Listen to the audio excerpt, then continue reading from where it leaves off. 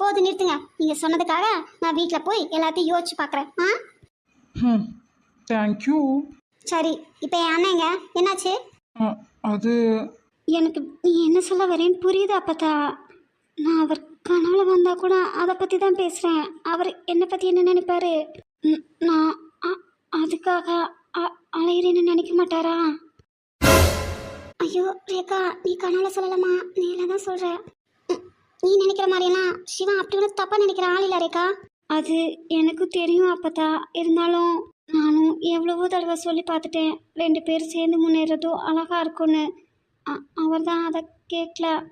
சரியாத்தா விடு, நானே சிவா கிட்ட பேசுகிறேன்.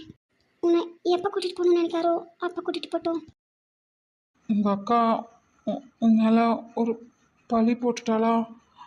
அதை நினச்சி ஃபீல் பண்ணிட்டு அங்கே உட்காந்துருக்கான்னு நினைக்கிறேன்.